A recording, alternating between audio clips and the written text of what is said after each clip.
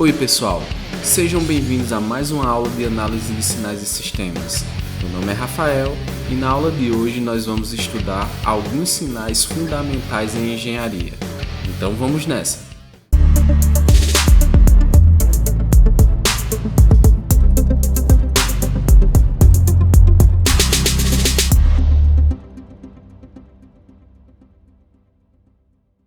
Bom, existem alguns sinais que eles são clássicos em aplicações diversas dentro da engenharia, como em sistemas de controle, por exemplo. Quando você tem em casa um splitter, um ar-condicionado que você quer controlar a temperatura dentro de um ambiente. Então, aquele ambiente lá, o seu quarto, o escritório, aquele ambiente, ele é o seu sistema de controle, né? Ele é o local ali onde você quer controlar a temperatura. Então, o splitter com o quarto, aquele ambiente todo é a sua planta, né? Que a gente diz lá em sistema de controle. E quando você tem lá a temperatura, né, que você quer controlar, então você quer lá que, digamos que você quer 20 graus ali no seu quarto. Então, essa referência, né, esses 20 graus, é o que a gente chama de set point, certo? É a nossa referência, é a temperatura que a gente deseja. E observe que essa referência, ela é um sinal constante. Então, a ideia é que durante todo o tempo eu tenha uma temperatura lá de 20 graus e o meu sistema lá de controle vai atuar, vai trabalhar para que a temperatura no meu ambiente atinja aqueles 20 graus, certo? E esses 20 graus, essa função constante, ela pode ser considerada aí o que a gente chama de função degrau, certo? Então é um valor constante aí dentro de um intervalo de tempo. Se nós olharmos aqui para a definição do sinal degrau, né, observa que o degrau ele tem essa característica. É uma função U de t que eu tenho para t maior que zero, o valor unitário, para t menor que zero, o valor de u é igual a zero. Então aqui é o gráfico da função U de t. Então observa que abaixo de zero aqui, ó, o valor do degrau é zero, acima é 1. Então isso aqui é o que a gente chama de degrau unitário. É um degrau de amplitude 1. Eu posso ter diferentes degraus, né? Eu posso ter, por exemplo, 3 vezes U de t. Então isso aqui seria um degrau de amplitude 3, né? E por aí vai. Agora o fato é que o degrau ele tem essa característica, né, de ser um valor constante dentro de um intervalo de tempo aqui, ó, e arremete muito para a gente a história lá do splitter, né, de você ter aqui uma temperatura de referência, né, aí essa aqui seria a nossa referência e aqui uma temperatura, ou imagina a velocidade do motor, certo? O motor desligado aqui eu ligo, ó, e a ideia é você controlar para que ele fique aqui na referência. Então, o sinal degrau ele é bastante comum para a gente, né? Vocês vão encontrar bastante daqui para frente. Outro sinal aí bem comum, bem importante também, é o sinal exponencial. Então, o sinal exponencial, ele dessa forma aqui, ó, ele tende a decrescer, certo? Ele tende a decrescer. Só que o que a gente quer chamar a atenção aqui é quando você tem a composição de um sinal com o degrau aqui dessa forma. Então vamos olhar para cá, ó. A gente tem que o degrau ele é 0 para t menor que 0. Então se eu multiplicar aqui, ó, o degrau vezes uma função, não importa o que essa função tem aqui abaixo de 0, porque vai estar multiplicado por 0, certo? Então x de t vai ser igual a 0 para t menor que 0. Então é o que aconteceu aqui, ó.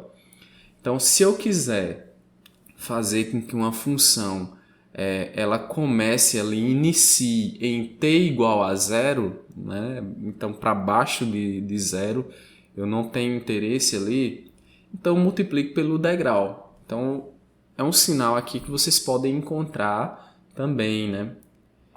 Agora vamos fazer um exemplo.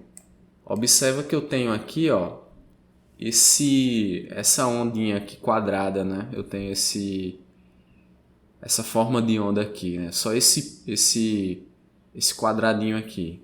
Então é possível escrever, né? Descrever matematicamente esse sinal utilizando a função degrau. Então vamos ver como é que a gente pode fazer isso?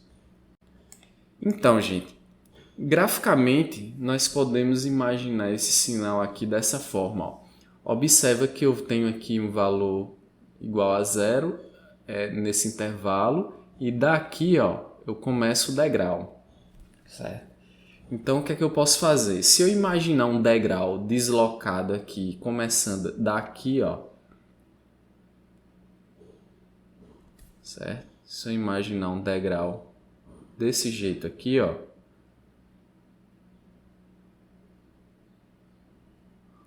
observa que eu já tenho parte desse sinal, certo? Aí o que é que acontece, ó?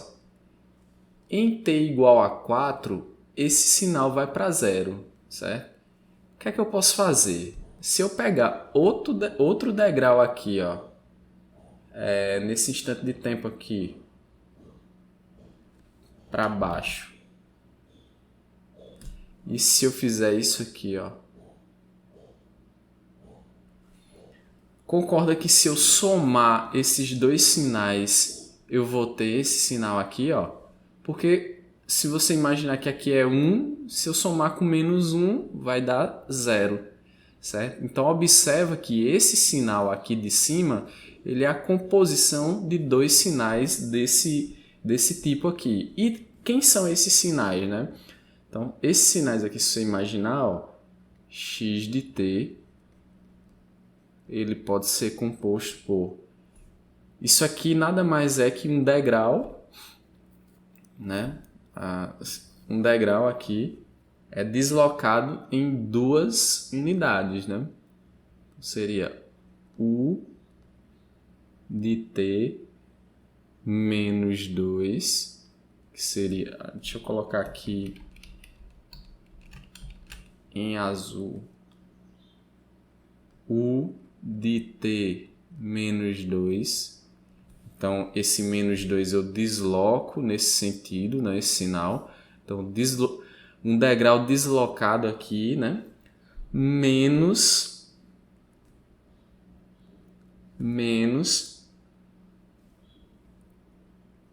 o... Aqui, ó, é um degrau deslocado em 4 unidades. 4 unidades. T menos 4. Então, seria um degrau, né? Se você imaginar aqui, ó, seria um degrau deslocado em 4 unidades, né? Certo? Só que como tem esse menos aqui, aí ele fica menos 1 vezes esse sinal, aí dá esse sinal aqui de baixo, certo? Então, de modo que x de t é a soma de dois sinais do tipo degrau, certo? Então, é possível você fazer composição de sinais diferentes utilizando esse esquema, né, de soma de degraus deslocados. Entenderam? Então, gente, outro sinal bastante comum na engenharia é o sinal tipo impulso unitário. O impulso é bastante comum de nós encontrarmos aí também em aplicações diversas. Você imagina, por exemplo, um sinal de um sensor que você está lendo lá de temperatura. Então tem um valor de temperatura aqui. Só que geralmente esses sinais eles têm ruídos, né? Eles não são bonitinhos assim, a retinha. Eles são isso aqui, ó. No sinal aí tem os ruidinhos, certo? Então, se você pensar aqui, ó, cada ruídozinho desse aqui, ele pode ser aí um impulsozinho, certo? E esses sinais, tipo impulso, eles influenciam no nosso sistema justamente porque eles vão estar ali dentro daquela malha de controle, né? Eu vou ter a leitura dos sensores e esse sinal aqui, que é o de fato que acontece, eles entram no nosso sistema de controle, né? São um ruído que a gente chama, certo? Então, o impulso é um sinal importante em que nós precisamos estudar. E mais à frente vocês vão ver que o impulso ele dá uma ideia de como o meu sistema ele vai se comportar, né? Aí por isso que a gente estuda uma coisa chamada resposta ao impulso. Então isso nós vamos ver mais na frente. Então o impulso graficamente seria isso aqui, ó. Para todo t diferente de zero, certo? A função ela é zero, ó, certo? Ela é zero. E em um determinado instante lá eu tenho um picozinho, né? Que é o que a gente chama de impulso. E esse pico tem amplitude 1 se for um impulso justamente unitário, certo? Então, se você calcular aqui a integral, né, a área desse impulso de menos infinito até mais infinito, ele vai dar 1, certo? Justamente nosso impulso unitário. Então, gente, uma forma mais real de você gerar um impulso, né, é o seguinte. Se você pegar aqui esse sinal, né, esse retângulo aqui, e você falar que essa amplitude é 1 sobre e aqui nas extremidades eu tenho E sobre 2, E sobre 2. De modo, né, que se eu pegar aqui e multiplicar 1 sobre E vezes E sobre 1, né? Se você pegar aqui E sobre 2 mais E sobre 2, então E sobre 1. Então isso aqui vai dar 1. A área dessa figura é igual a 1, certo? A área é igual a 1. Então se você imaginar aqui, ó, se eu pegar esse retângulo e fazer E tender a zero, tá vendo que essa dimensão aqui, ó, isso aqui começa a tender para zero, certo? E sobre 2 com E tendendo a zero, ó. Isso aqui começa a tender a zero, então eu começo a me aproximar disso aqui, ó. E só que essa amplitude ela começa a tender a infinito, né? De modo que eu tenho, como a gente comentou, a área igual a 1. Então esse aqui é um impulso gerado aí a partir desse retângulo. Uma forma mais prática, mais real, se você fizer uma implementação computacional, vai ter algo um pouco parecido com isso, certo? Também você pode gerar um impulso por outras figuras, né? Isso aqui poderia ser você poderia ter aqui, ó, um triângulo. De modo que você começar a tender a zero, ele vai começar a tender a esse sinal aqui, certo? Então, ó, vamos analisar essa questão aqui. Ele pede para mostrar que o produto desses sinais é igual a 3 vezes o impulso.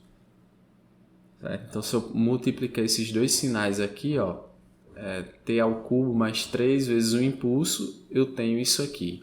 Bom, gente, se nós observarmos aqui, ó, um impulso ele é igual a zero, né? Toda vida que eu tiver t diferente de zero, certo? Então, essa função aqui ela vai ser igual a zero em qualquer local diferente da origem. Então, se eu estou multiplicando isso aqui vezes essa função, ó, concorda que tudo isso aqui, ó, eu vou colocar o impulso aqui, certo? Eu vou ter o impulso aqui, ó.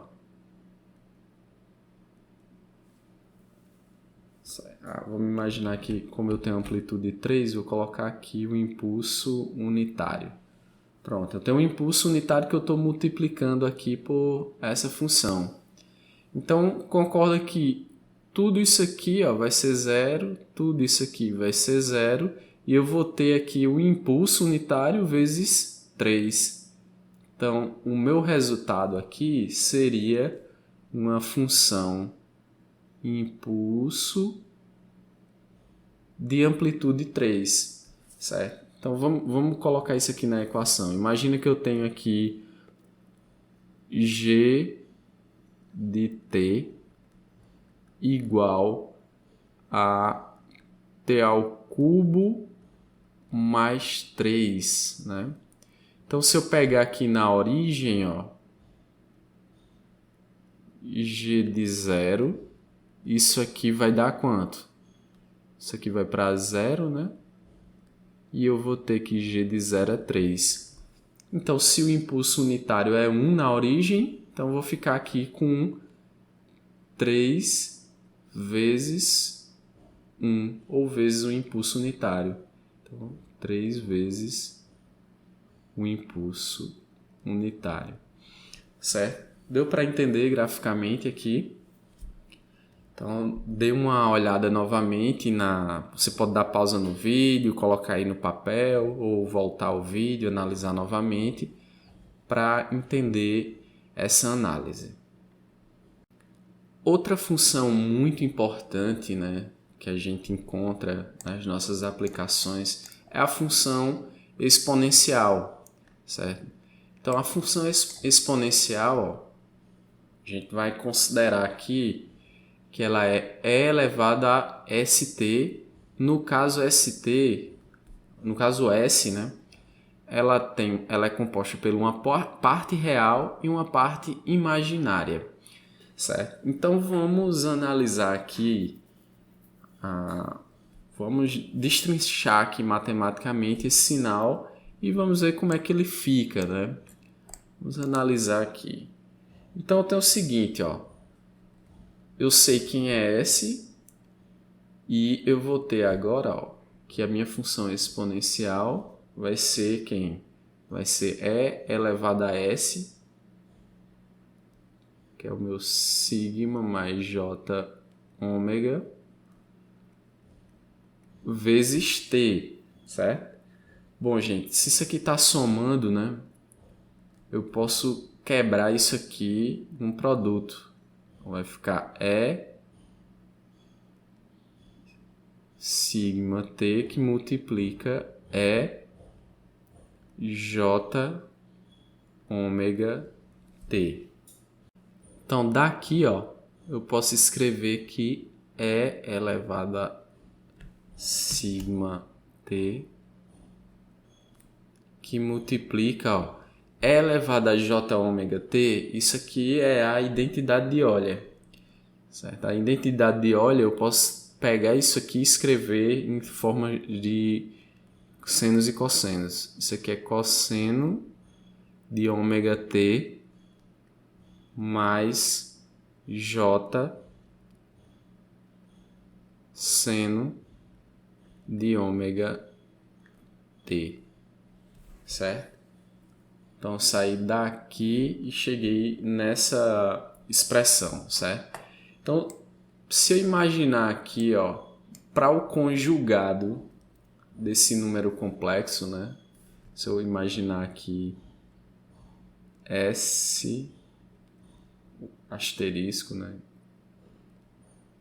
Seria igual a sigma menos J ômega. Então, vamos fazer a mesma análise para a gente analisar aqui. Vou ficar aqui, ó, com a exponencial de ST vai ser igual a E elevado a sigma menos J ômega 1 vezes T. Isso aqui vai ficar E elevado a sigma T, que multiplica E elevado a menos J ômega T. E isso aqui pode ser reescrito pela identidade de Euler como E elevado a sigma T, que multiplica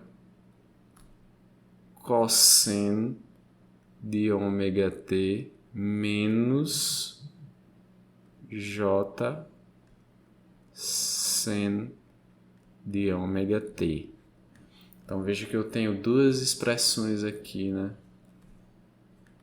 Uma expressão para S e uma expressão para o conjugado de S.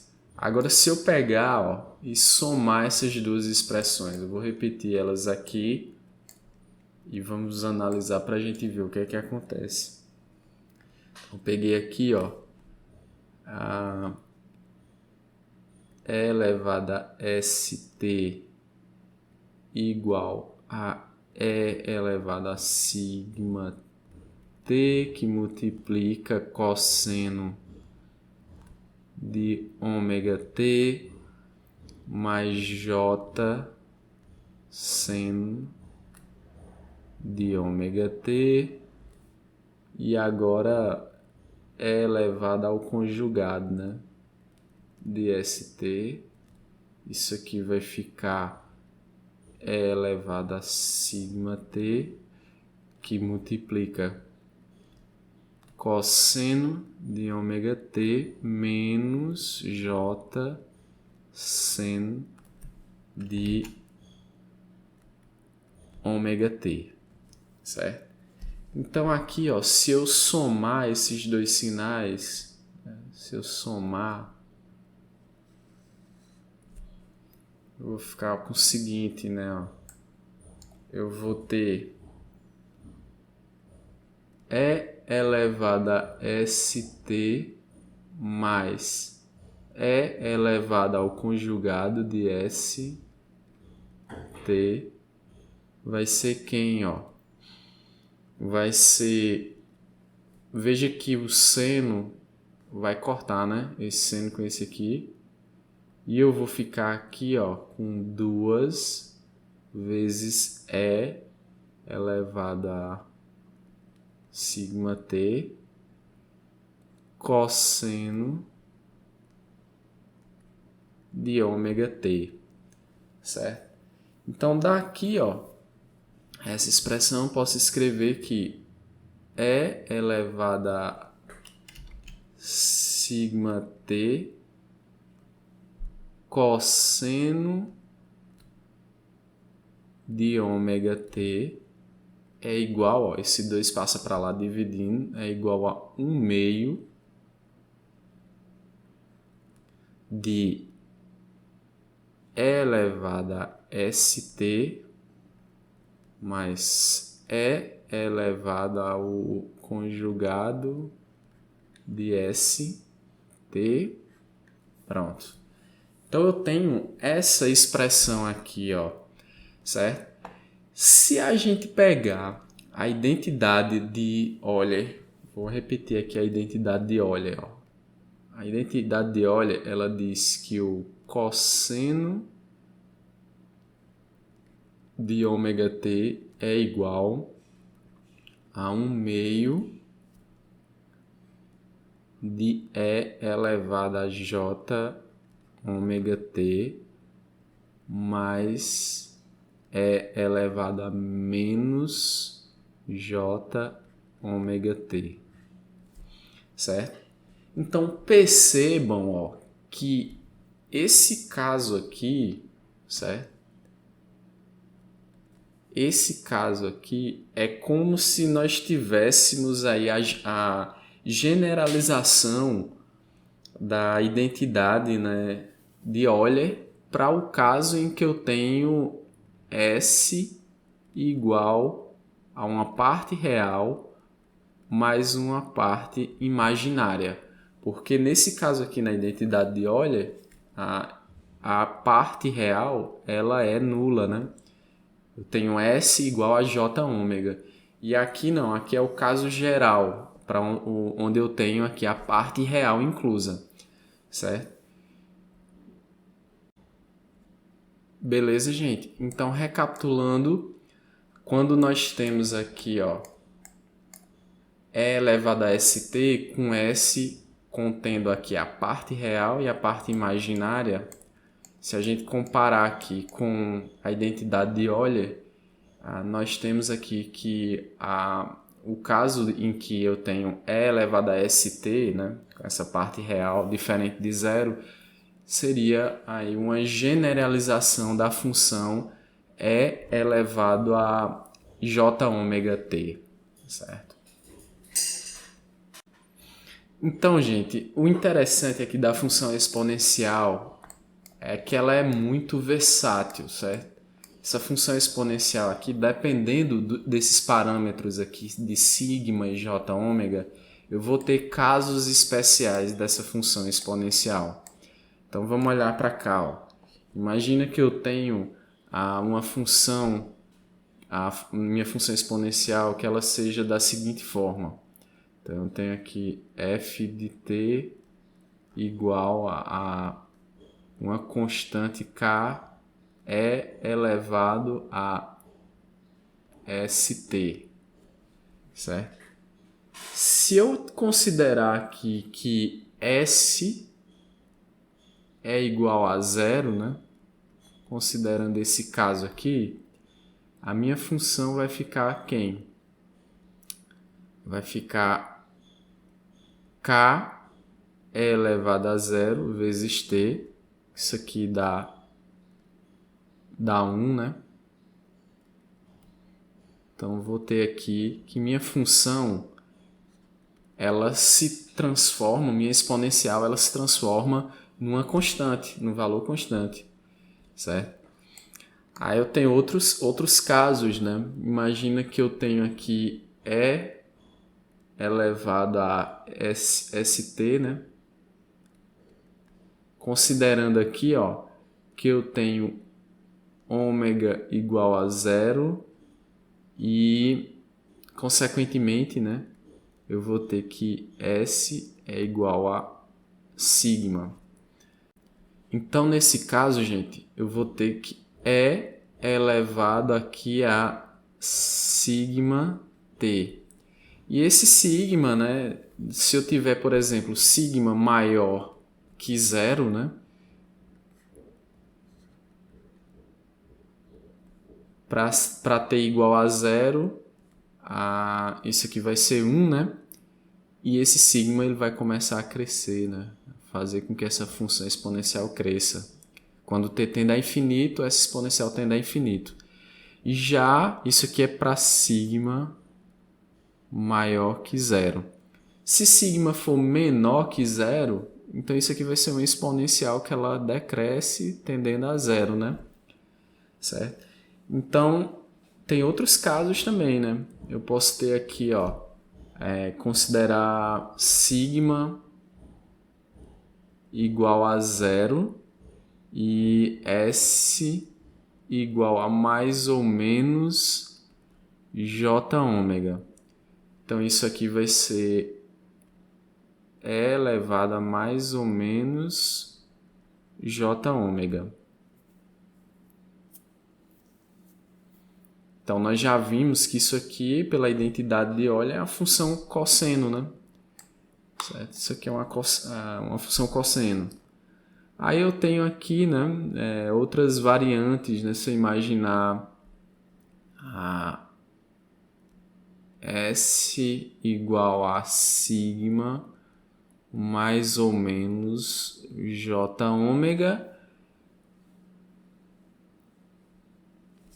Aí a gente já viu que esse caso aqui, ó, é esse caso aqui. Então eu vou ter um cosseno, né, uma função cosseno multiplicada aqui, ó, por E elevado a sigma t.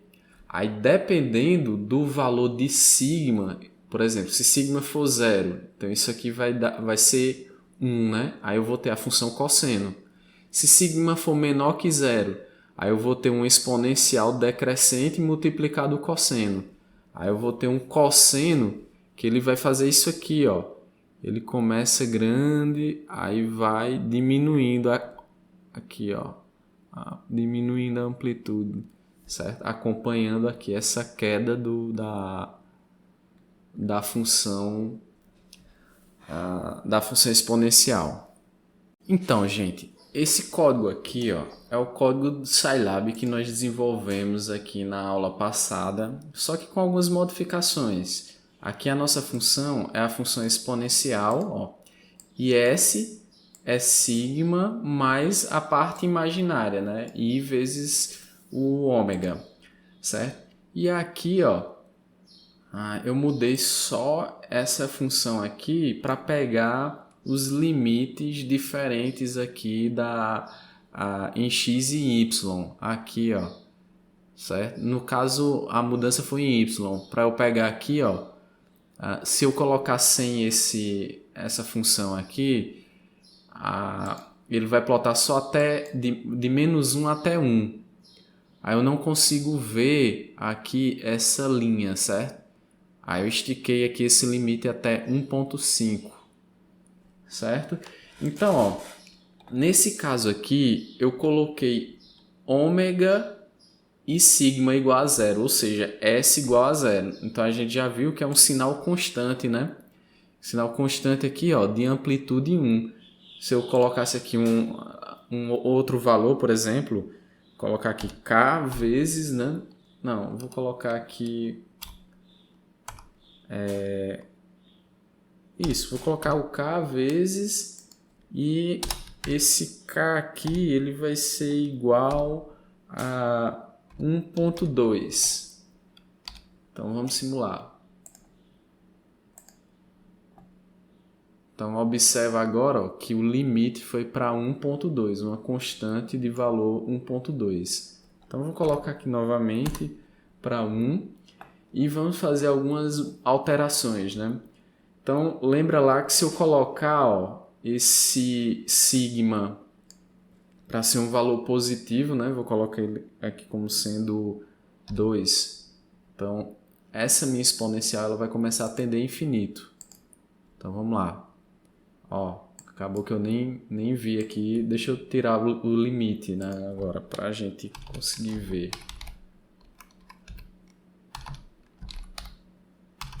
Vamos lá, vamos simular novamente. Ó, veja que o sinal ele tendeu a infinito, né? Vou colocar um valor menorzinho aqui, 0.1. Certo? Então veja que ele acaba tendendo a infinito de uma forma mais lenta, né? Certo? Então vamos mudar aqui, vamos colocar agora só o ômega e a parte real igual a zero. Beleza, gente? Então aqui eu tenho uma função aqui, ó, cossenoidal. Agora, se eu pegar aqui, ó, o sigma e colocar aqui um valor maior que zero, vou colocar aqui 0.2 de novo. Vamos simular. Então, observa que minha senoide, ó, ela vai começar a tender a infinito, ela vai começar a crescer, ó, porque eu tenho um perfil aqui, uma exponencial que multiplica o cosseno, certo? Mesma coisa aqui se eu colocar menos, né? Então, eu vou ter uma exponencial decrescente multiplicando o cosseno e ele vai ter aqui essa cara, né? Ele vai começar a decrescer. Então observe que dependendo dos meus valores de sigma e de ômega, eu começo aí a ter diferentes funções geradas a partir da função exponencial. Então é realmente uma função muito versátil que a gente tem que prestar atenção nela, certo? Então repitam aí em casa esse código, né? Escrevam esse código aí, façam esses testes, olhem com calma as aulas e espero que vocês tenham entendido. Qualquer dúvida deixe nos comentários, curte, compartilhe o vídeo para dar uma força, se inscreve no canal e nos vemos na próxima aula. Valeu, gente!